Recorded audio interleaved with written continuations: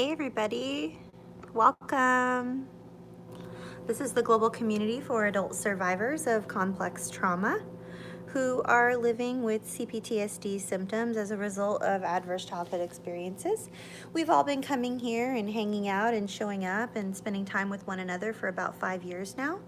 This is a safe place for you to come and ask questions and to listen and feel heard and just be in a safe environment with other people who have experienced some of the things that you have experienced. If you've experienced child abuse, any form of child abuse, you could have been involved in human trafficking, you could have been held in captivity, it could have been extreme psychological abuse, emotional neglect, physical, sexual, mind control, any type of cult abuse, any type of abuse in childhood.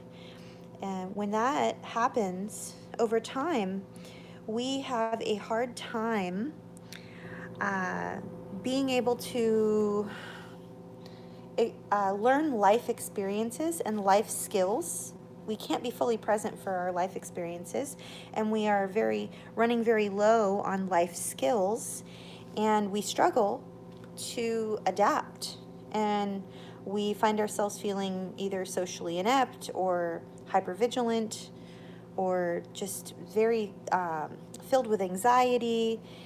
And a lot of children who grow up into adults, a lot of children who are abused grow up into adults who are extremely anxious, and they are struggling financially, emotionally, mentally, physically, relationally, spiritually. There's all these different areas of our life that can be affected by things that happened in our childhood, because the view of the world that we adopt and the way we relate to the world is formed in childhood. There are no boundaries in place. We don't know how to have boundaries. So we don't have a healthy, safe, calm, nurturing environment where we experience food, shelter, love, safety, acceptance, approval. If we don't experience these things in childhood, then it will affect us all the way up into our adult years. So that's who we are. If that's you, you're in the right place. And if you're unkind to anyone here on the channel, you'll be booted off. You won't be welcome back. So please be kind. Please be kind and gentle with yourselves. Please be kind and gentle with others, because we're worth it. And that being said, welcome to each of you who are here early. I see so many of you. And I'm going to go ahead and I'm going to read you a chapter or so from Jackson MacKenzie's book, Whole Again. There are a lot of different questions that complex trauma survivors have about diagnosis versus about being diagnosed or labeled as something versus being unable to seek treatment or receive support. It can be very difficult because we feel so ill-equipped as a result of our childhood. It can feel really difficult, if not impossible, to change our lives if we're unhappy with the way our lives are going, particularly if we identify with complex trauma. If you were to type in the letters CPTSD into Google or your favorite search engine, and you were to hit enter, you would likely be taken to Wikipedia, and you would see something pop up on Wikipedia. This is depending on what country you're in, and it will say complex post-traumatic stress disorder, and it will give you a description of abuse that happens repeatedly, usually in childhood, but not always. The abuse happens over and over and over again over a long period of time, and there's an uneven power dynamic. You're down here and someone else is up there, and you're unable to get away from that person that's up there while you're down here. And then if that happens often enough, over a long enough period of time, it affects our brain. It changes the chemicals that are in our body, and it changes the way our brain develops. And so we experience arrested development. And it makes it feel like it's difficult, if not impossible, to change our lives if that's something that we endured 5, 10, 15, 20, 30, 40, 50 years ago. Okay? But all is not lost. There is hope. I'm going to read you a chapter in Jackson MacKenzie's second book. His first book was Psychopath Free, which we talked a lot about here on the channel. And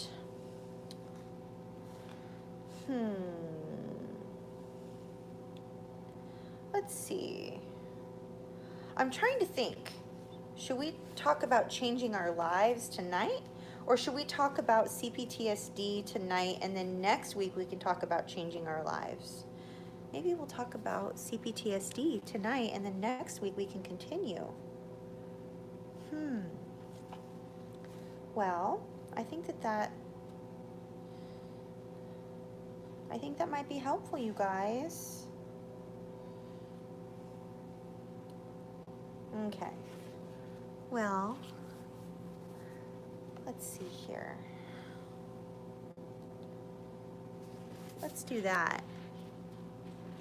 Thank you so much to Poppy and to Shannon and to Hunter and John Harvey and all the Blue Wrench crew.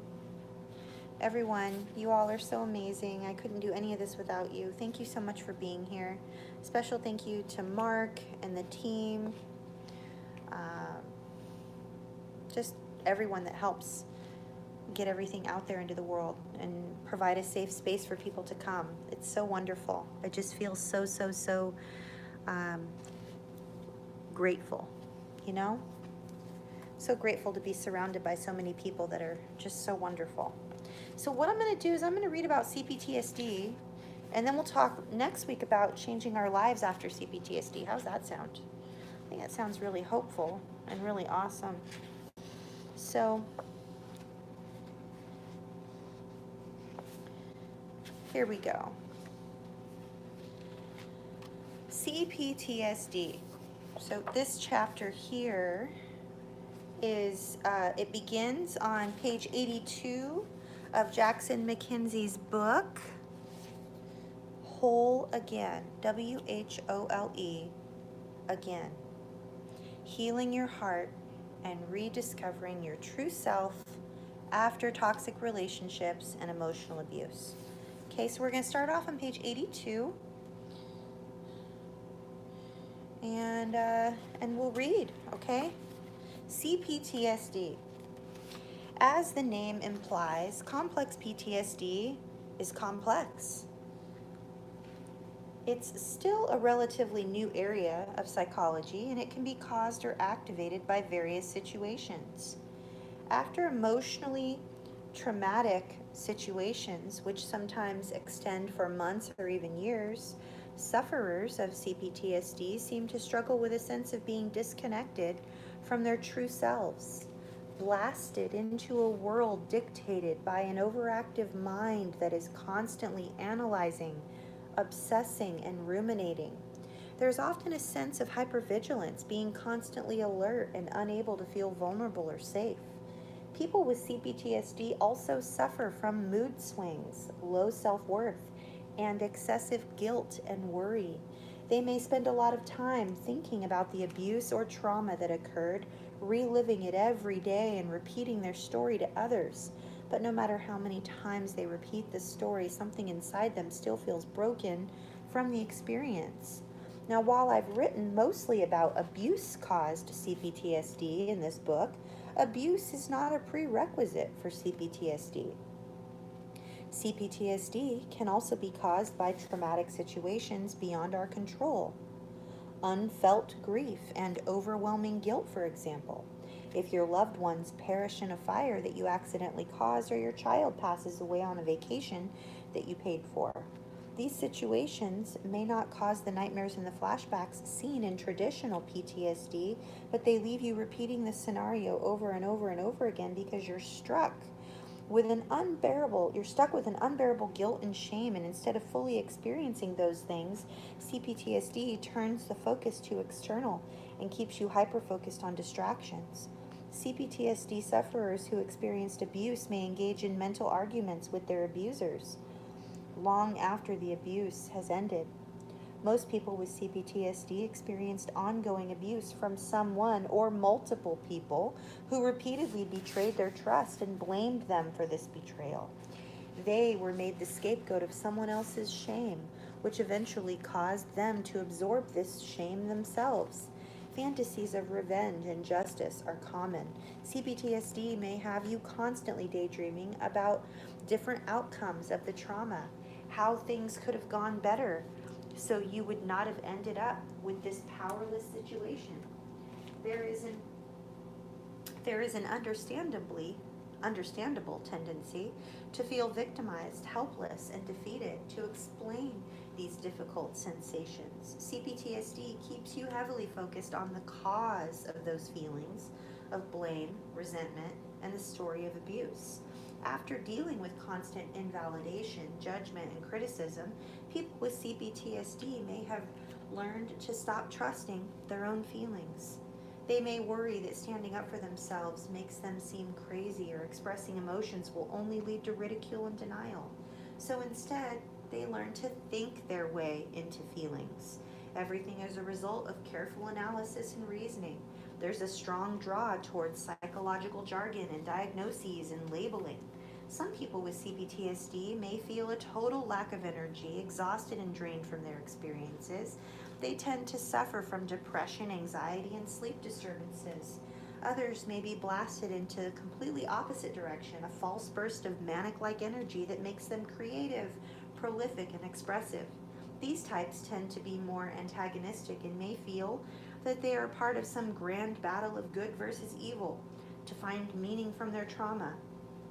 They may create communities for people who went through similar trauma, taking on spreading awareness as a life mission. People with CPTSD may also fantasize about being saved or rescued by a knight in shining armor, or fantasize perfect and loving partner who would help them feel whole again. Alternatively, they might adopt the role of savior themselves, seeking out other wounded people to help. They think if they save enough people, then they might be saved themselves. But no matter what they do, a wound still remains inside the CPTSD sufferer that cannot easily be explained or remedied. They often describe feeling as if there are two versions of themselves, before trauma and after trauma. One is carefree, loving, and trusting, and the other is fearful, pessimistic, and jaded. They don't know how to reconcile or rejoin these two parts of themselves. They feel more like observers of the world rather than active participants. They fear that a part of themselves has been broken and can never be put back together. The protective self. Core wound. Many CPTSD sufferers dealt with ongoing abuse, minimization, and invalidation. They were blamed for everything, idealized, and then devalued, and shamed for their emotions. As the name of the disorder implies, their wound is complex. Their experiences have caused them to feel powerless and guilty, ashamed of their very thought or emotion. They may deep down believe that everything is their fault. The protective self that covers this wound is trying to prove the opposite. It is trying to prove that you do have power, that you are not at fault. It focuses heavily on those that have wronged you, analyzing and understanding everything about them and proving why their behavior was unacceptable. It fantasizes about justice and making things right. It feels resentment about the unfair things that have happened and ruminates about those experiences frequently.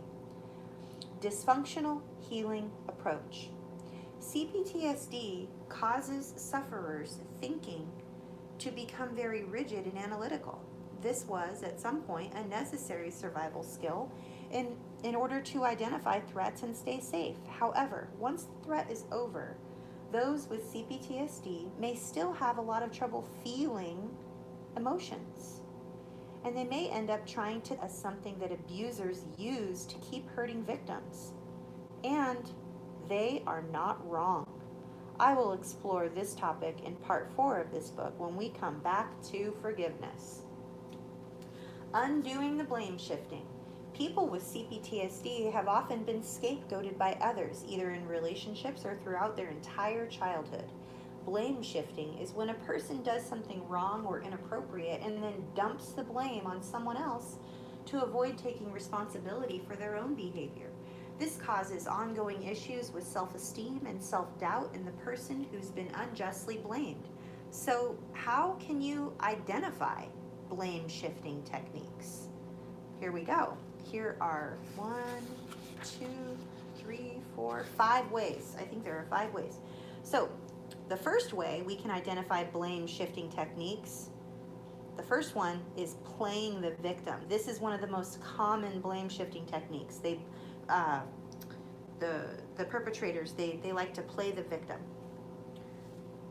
You might ask them to stop criticizing or ridiculing you.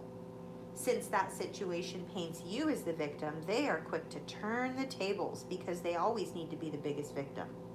My rule, I'm going to pause here on page 87. Unless they can be the biggest hero, if they can't be the biggest hero, then they're going to always have to be the biggest victim. Remember that.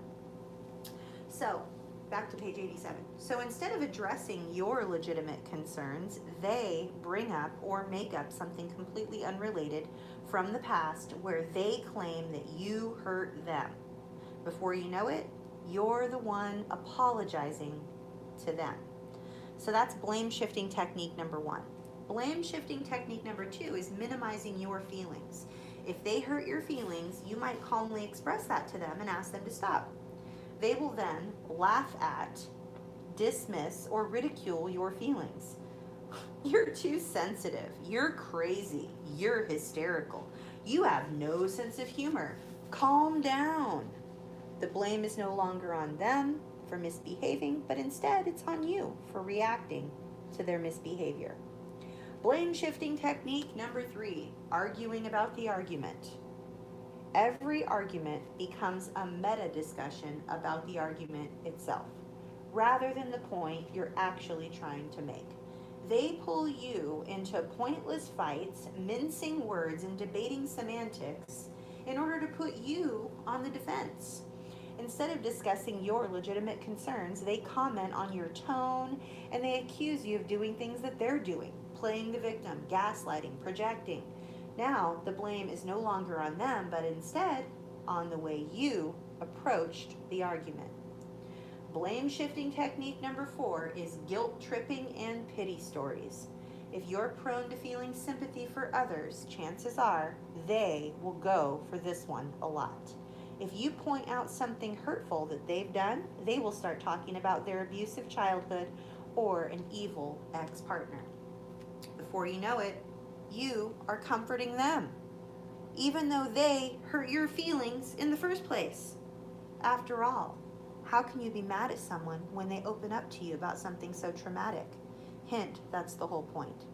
Everyone goes through trials and tribulations, but healthy individuals don't use those experiences as excuses to harm others. And they certainly don't bring up those pity stories to conveniently avoid taking responsibility for their behavior. Blame shifting technique number 5, the stink bomb. This is the last resort. Usually when they have been blatantly caught or called out for something they know they did wrong.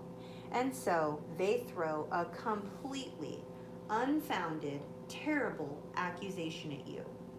You thought you had a slam dunk case, and then poof. You have proof, evidence, everything. And they come back with this. Well, you abused me. You hit me. You assaulted me. You cheated on me. You never loved me. You're mentally ill. You're stalking me. And suddenly your slam dunk case isn't such a slam dunk anymore.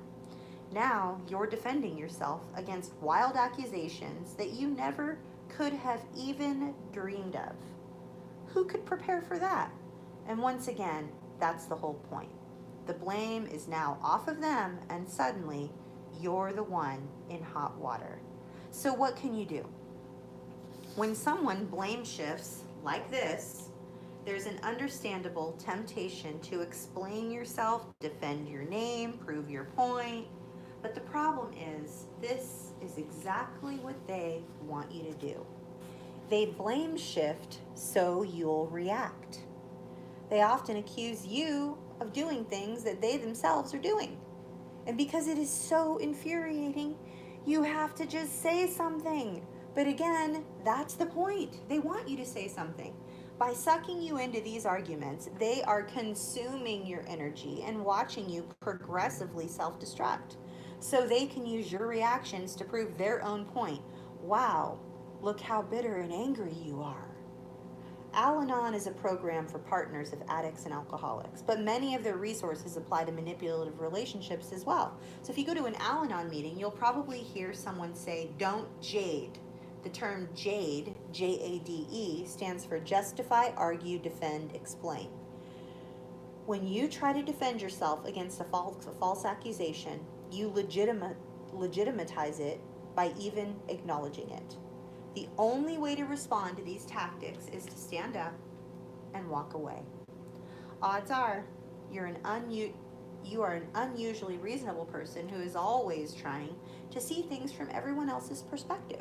You constantly worry that you're being unfair. Oh no, what if I actually am this terrible thing that they're accusing me of? Which makes you a prime target for people like this.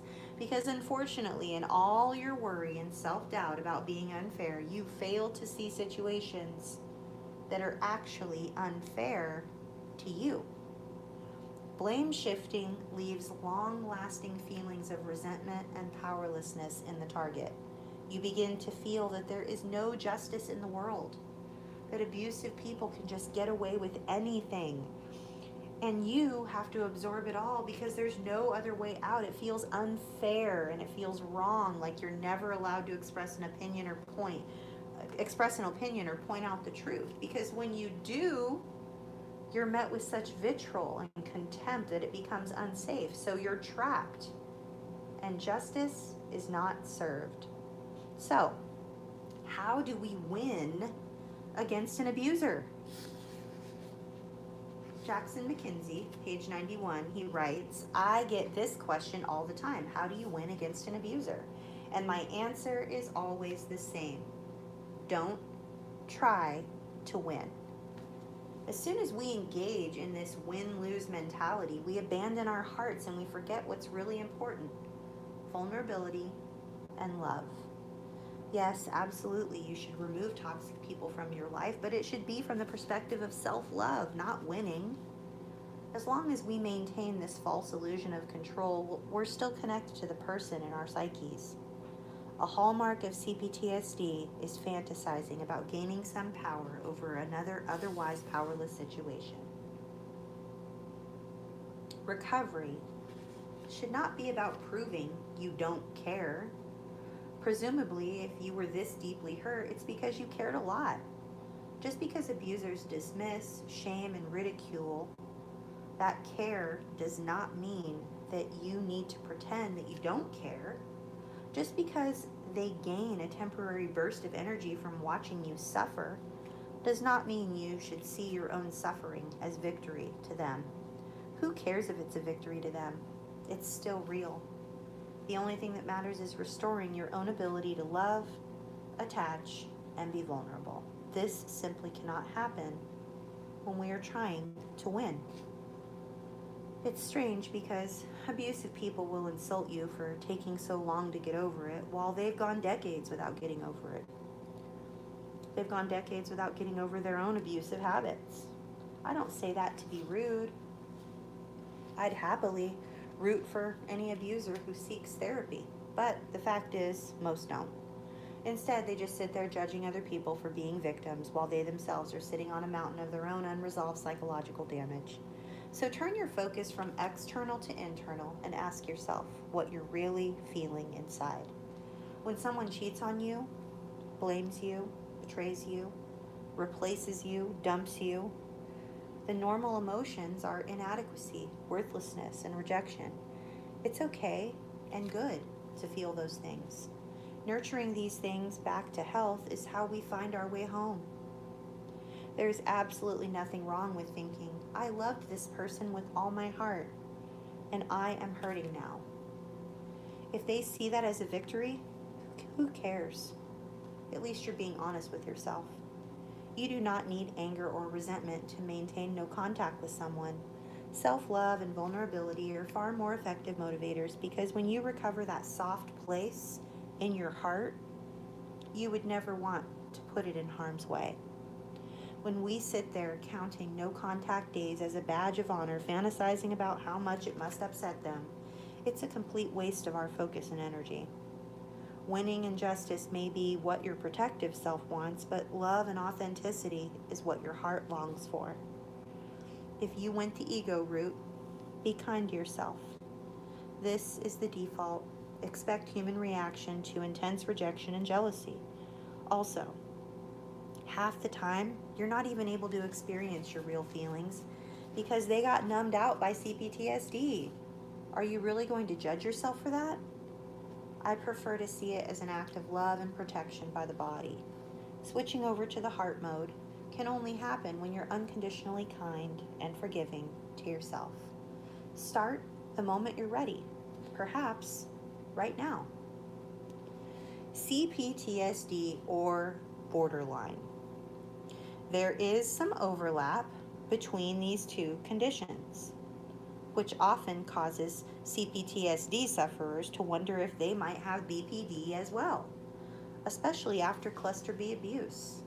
It's common for individuals to display some symptoms of cluster B disorders themselves. Please do not diagnose yourself with a personality disorder because of your behavior in the aftermath of a traumatic situation. This is something only a trained professional can do. And you should also give yourself some time to heal from the situation before determining if your symptoms are an anomaly or part of a larger pattern. If you do have BPD, there's a whole section of this book for that, and you might resonate with a lot of these CPTSD symptoms as well. The National Institute of Health recently published an interesting study comparing the symptoms of BPD and CPTSD. Here are the overlapping symptoms. Here are the overlapping symptoms. Mood shifts, guilt, low self-worth, feeling disconnected. But here are some BPD symptoms that we usually don't see in CPTSD. Episodes of rage, self-harm, impulsiveness, unstable sense of self, lack of identity, unstable relationships, extreme idealization, devaluation, frantic attempts to avoid real or imagined abandonment. People with CPTSD tend to despise drama and conflict to the point of being avoidant. They seek out consistency and stability. Boring is A-OK with them. They avoid problematic exes and are happy with one romantic focus. They may be hypervigilant and anxious, attempting to maintain as much harmony in their life as possible, even if it means being alone.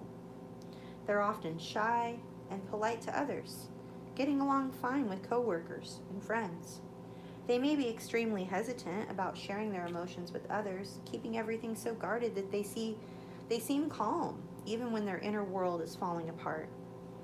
People with BPD may say, I hate drama, but it seems to appear in their life quite frequently because peace and calm are uncomfortable to them. They tend to sabotage any consistency or stability that enters their life.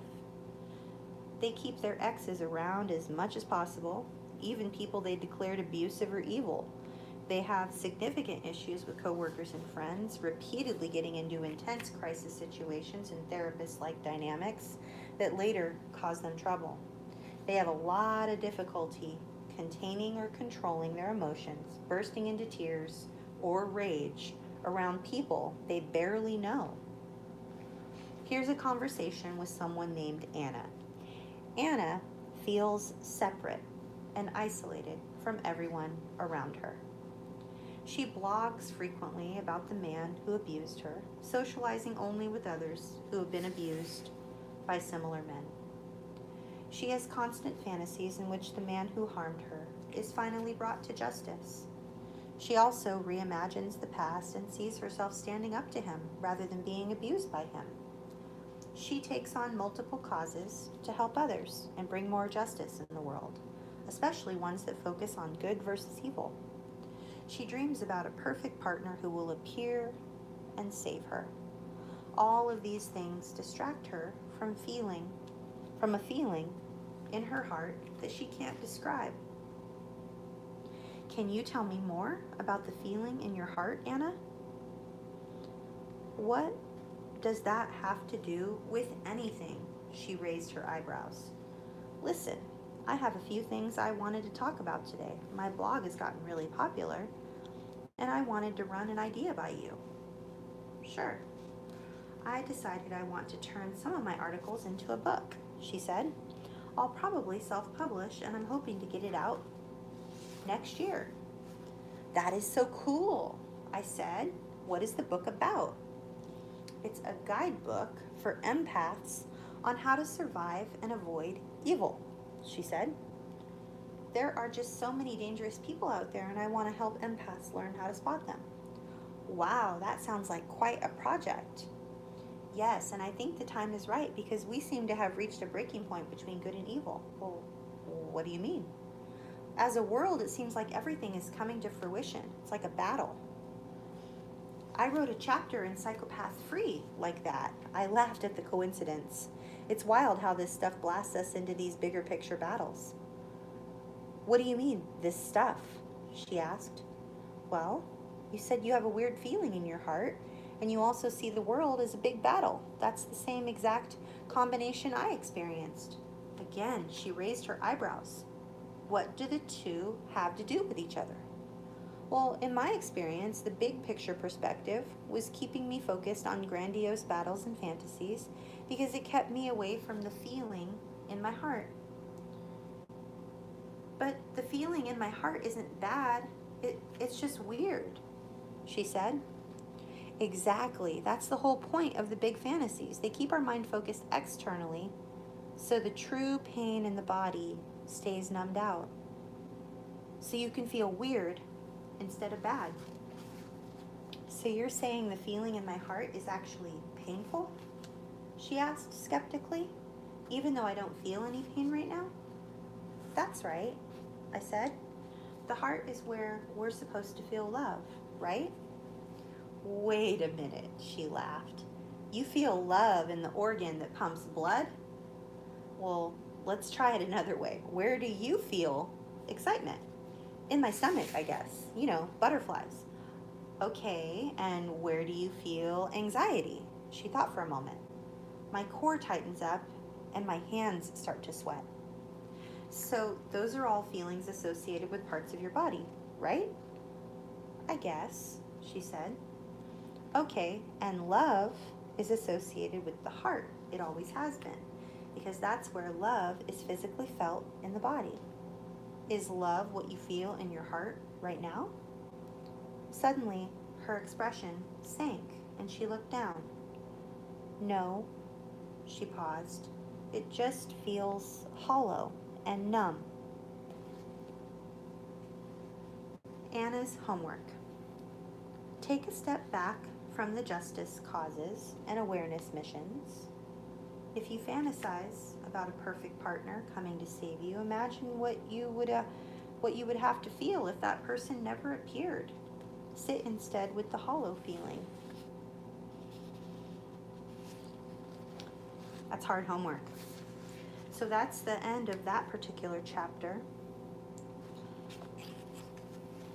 The next chapter is avoidant personality disorder, but I thought we would read the CPTSD, like changing our life chapter. Let's see. CPTSD and changing life. I thought we would read that next week. What do you guys think?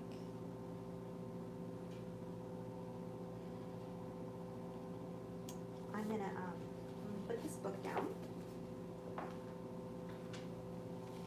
I'm gonna see how you're doing.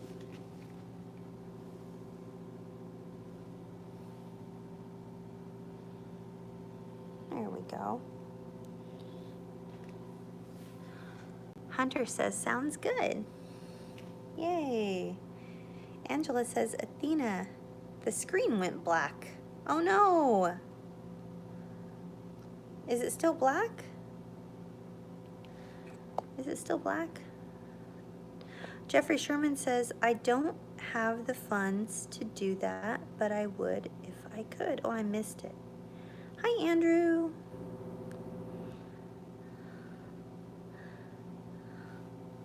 Hello to Julie. Hello to John Harvey. And Angela, and Andrew, and Helen.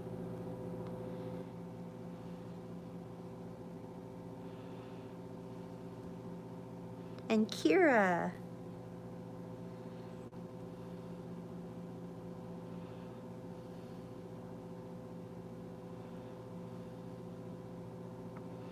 I'm trying to...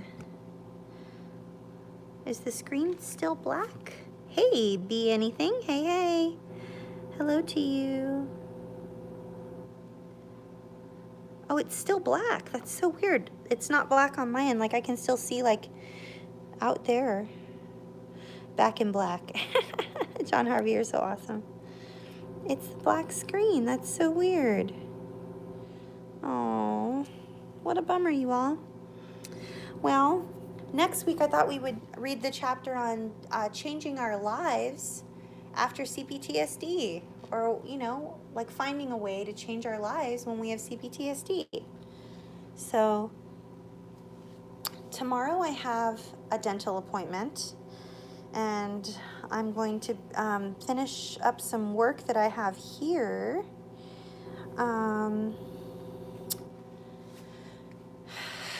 I have a lot to do before I can go to the dentist tomorrow. I have just a lot of work that I need to get done. But if you are a praying person, please pray for my dental appointment tomorrow. You know, because the dentist is never a fun situation, right? But I would love to feel a little bit more calm and a little bit more peaceful and not so stressed. Oh, John Harvey, you have a dental appointment too. Hey, we're dentist buddies. Cool. Oh, and Hunter too. Maybe we're the dentist triplets. Aw, I'm offering each and every one of you so much compassion and kindness. So much love.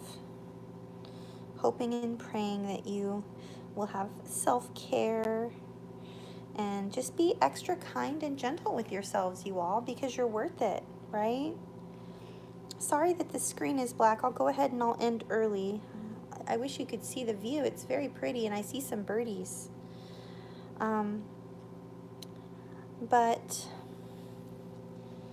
I look forward to seeing you all next week, and every single Monday, 6 p.m. Pacific, 9 p.m. Eastern. And remember, I announced it like last week or a couple weeks ago, or both, I can't remember. But September 2020 is officially the very first annual CPTSD Awareness Month. And September 2nd, 2020 is the very first annual CPTSD Awareness Day. And I just paid the last installment for all of the wristbands. I just purchased them all. And we'll be doing a fundraiser through the website, cptsdfoundation.org. And if you're interested in getting a wristband, you can send us there's a message over there. You could just click on contact and let us know you're interested in a wristband. And then when we have it available, we'll make sure that you know about it. And I'm so excited. I mean, you guys, we're going to have a virtual summit. We're going to have lots of speakers, people sharing their stories. We're going to have some artwork. We're going to have some poetry. It's going to be really neat. I'm so excited I'm just honored to be able to help raise awareness like this, right? You can raise awareness and allow more people to receive the healing that they need, right? So anyway, so excited to do that. September 2020, mark your calendars. September 2nd, 2020, very first annual CPTSD Awareness Month. and CPTSD Awareness Day. So, very excited. Be kind and gentle with yourselves because you're worth it. And I will either see you over on the daily calls, or I'll see you next Monday and every Monday, 6 p.m. Pacific, 9 p.m. Eastern. Please be kind and gentle with yourselves because you're worth it. I love you guys so much. Good night, everybody.